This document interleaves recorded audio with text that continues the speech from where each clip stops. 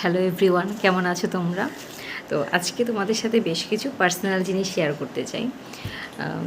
যেহেতু আমি জানি আমার বেশিরভাগ ভিউয়ারই বা হচ্ছেন আমার ফ্যামিলি বা এক্সটেন্ডেড ফ্যামিলি, তাই সাহস পেলাম একটা মনের পার্সোনাল কিছু কথা শেয়ার করার। তো বেশ কয়েক মাস ধরে মনটা খুব খারাপ, ঠিক খারাপ বলবো না, কোনো কাজে মন নেই, ভালো লাগছে না, এতটাই মানে খারাপ বা অশান্ত মন ছিল যে আমি আমার স্কুলে চাকরিটাও ছেড়ে দিয়েছি। না আমার স্কুলে গিয়ে ভালো লাগছে, না আমার বাপের বাড়ি গিয়ে ভালো লাগছে, কোথাও না ঘুরতে গিয়ে ভালো লাগছে, কোথাও ভালো লাগছে না।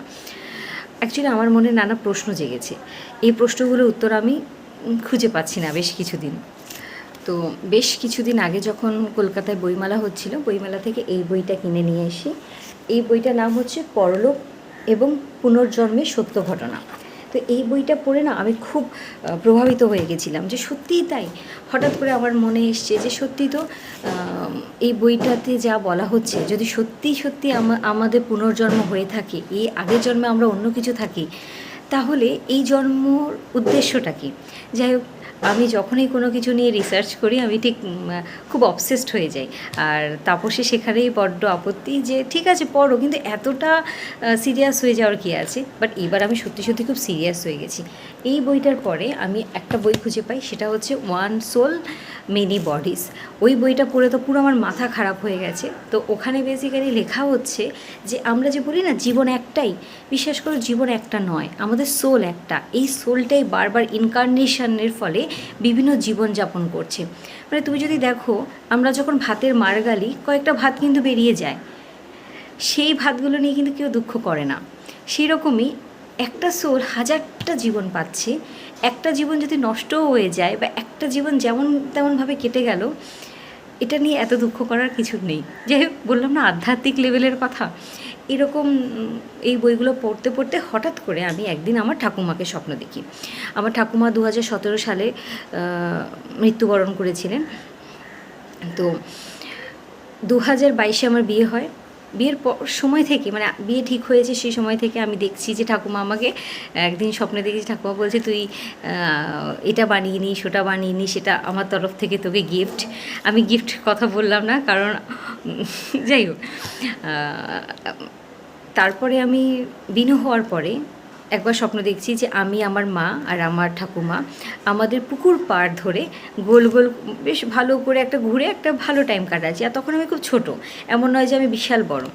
আর আরেকবার স্বপ্ন দেখি, সেটা হচ্ছে বেশ কিছুদিন আগে, বেশ কিছুদিন বলতে কয়েক মাস আগে, যে আমার ঠাকুমা আমার শ্বশুরবাড়ির ওখানটা মাঠ আছে, মাঠের পাশ দিয়ে খুব হাসি খুশিভাবে যেভাবে উনি চলাফেরা করতেন এগিয়ে আসছেন। না কেন এগিয়ে আসছেন? না আমাকে আর আমার ছেলেকে দেখার জন্য। দেখো, 2022 সালে আমার বিয়ে হয়েছে আর ঠাকুমাকে হারিয়েছি আমরা 2017-তে। অথচ আমি স্বপ্নে দেখলাম উনি আমাদের বাড়িতে আসছেন। ভোরবেলায় এই স্বপ্নটা দেখলাম, কয়েক সেকেন্ডের জন্য আমি বুঝতে পারছিলাম না এটা সত্যি না এটা স্বপ্ন ছিল। মানে এত জীবন্ত মানুষ আমি আমার স্বপ্নে আর দেখিনি। যাই হোক, তারপর থেকে বিভিন্ন বই পড়া শুরু করলাম, চাকরিটাও ছেড়ে দিলাম, কারণ বাড়িতে বেশ কিছু সমস্যা হচ্ছিল বিনুকে নিয়ে। তো ভাবলাম বিনুর সমস্ত দায়িত্ব আমি নিয়ে নিই, আর এখন আমার কাছে অঢেল টাইম, তো টাইমগুলো কী করে কাটাবো তার জন্য কিছু রিসার্চ করছিলাম। হঠাৎ করে আমি এই বইটা খুঁজে পাই, অ্যামাজন থেকে এই বইটা আমি অর্ডার করি। এই বইটা কি বলো তো, দ্য এডগার কেসির লেখা বই। এখানে উনি একজন কিন্তু ডাক্তার। তো উনি তার বিভিন্ন পেশেন্ট দেখতে দেখতে যে রিডিংগুলো দিয়েছেন সেগুলো বলছেন যে এটা আমাদের অনেক ইনকার্নেশনের মধ্যে একটা জন্ম। আমাদের যে যে রোগ হচ্ছে সমস্ত কিছু তার একটা রিজন আছে। এমনি এমনি আমাদের সাথে কিছু হয় না। ইভেন আমরা যে যে স্বপ্ন দেখি তারও একটা করে রিজন আছে। এমনি এমনি কোনো কিচ্ছু হয় না। আমাদের মা বাবা ভাই বোন, এমনকি আমাদের হাজব্যান্ড ওয়াইফ বাচ্চা, তারা কেন আমাদের হাজব্যান্ড হলো, এত পৃথিবীতে লক্ষ লক্ষ লোকের মাঝে, তারও একটা রিজন আছে। কিনা আমাদের সোল বহু জন্ম আগে থেকেই, মানে আমাদের জন্মের আগে থেকেই তারা একটা কন্ট্রাক্ট সাইন করে আসেন যে ঠিক এই এই জিনিসগুলো আমি শিখতে চাই। আর আমাদের সোল নাকি আরামে থাকলে কিছু শিখতে পারে না, থ্রু সাফারিং সোল সমস্ত কিছু শিখতে পারে। তাই এই জন্মে আমাদের অনেক না পাওয়া থাকে, আক্ষেপ থাকে, আর সমস্ত কিছু কাটিয়ে উঠতে পারলেই তাহলে তুমি হ্যাপি তুমি যেতে পারবে। তো এই বইটা এডগার কেসির বইতে আমি এত কিছু জানতে পেরেছি। এবার এডগার কেসির পরপরই আমি আরেকটা বইয়ের সাজেশন পাই, সেটা হচ্ছে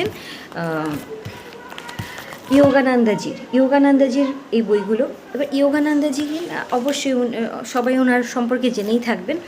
তো উনি তার জীবনের বিভিন্ন জায়গা থেকে বলছেন যে আমাদের একমাত্র কাজ হচ্ছে ভগবানের নাম নেওয়া, আর কি না সোলটাকে আমরা যাতে ভালো কাজ করে দুঃখ কষ্ট